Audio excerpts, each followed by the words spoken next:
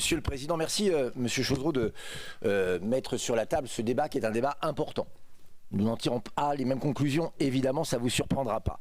C'est vrai que c'est dommage d'avoir un bel outil comme l'aéroport Metz-Nancy-Lorraine, de le voir sous-exploité, il faut le dire, et de le voir faire des pertes. Mais vous voyez la différence entre vous et nous, c'est que nous ne sommes pas fatalistes, que nous ne passons pas notre temps à s'aborder les atouts de la France en disant on ne pourra pas faire mieux et en constatant le déclin. Sans stratégie.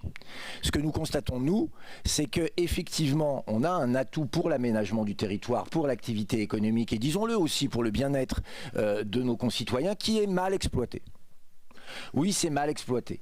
Parce qu'il y a une donnée que vous n'avez pas mentionnée, mon cher collègue, c'est l'explosion du transport aérien. Les compagnies aujourd'hui n'arrivent même plus à acheter d'avions tellement il y a de demandes. Or, dans une période de forte croissance, alors qu'on a un outil compétent, eh bien qu'est-ce qu'on va faire? On va le saborder. C'est tellement la logique dans laquelle vous nous avez entraînés depuis 8 ans. Vous voyez, moi je crois qu'il faut faire l'inverse.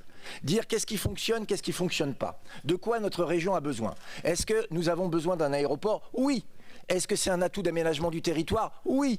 Est-ce que ça devrait être un atout pour l'installation d'entreprises? Bien sûr. Est-ce qu'au moment où un voisin à quelques dizaines de kilomètres est en surcroît d'activité, est-ce qu'il n'y a pas une part d'activité à détourner vers chez nous? Bien sûr.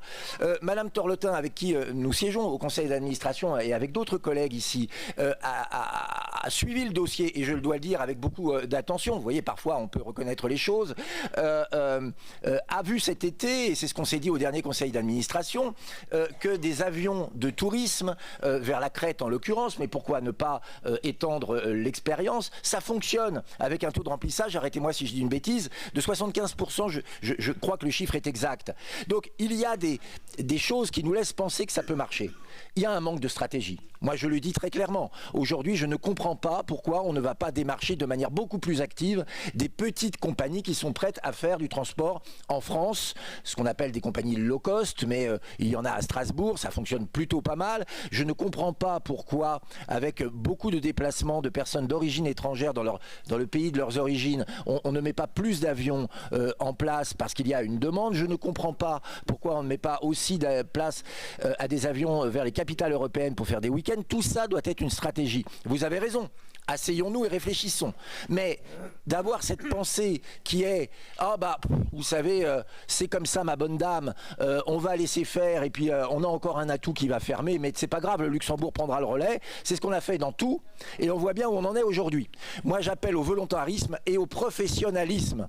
Je pense qu'à la tête de l'aéroport, il faut un spécialiste de ces questions. Je pense, et je suis très honnête, qu'il y a un manque de direction stratégique, il y a un manque de démarchage des compagnies, qu'elles soient des compagnies régulières ou des compagnies low cost ou des compagnies charter, mais je pense qu'il faut se donner une date. Pour le coup là-dessus je suis d'accord parce qu'on ne va pas continuer à vie à colmater les brèches. En revanche je pense qu'aujourd'hui on a une belle endormie, ça vaut le coup quand même de lui faire un petit bisou pour voir si elle se réveille et espérons qu'on ne se transformera pas en grenouille. C'est tout, mais je pense que votre attitude qui est de dire il y a un problème, on va tous aborder, on en a marre en fait, voilà. Et vous disiez, il faut pas investir dans une route où il n'y a pas de voiture. Excusez-moi, on investit dans des pistes cyclables où il n'y a pas de vélo. Moi j'en ai une à Hayange. Je pense que si on ramène le coût de l'investissement aux vélocyclistes qui l'emploient, honnêtement c'est à coût de millions. Donc pas ça, pas vous.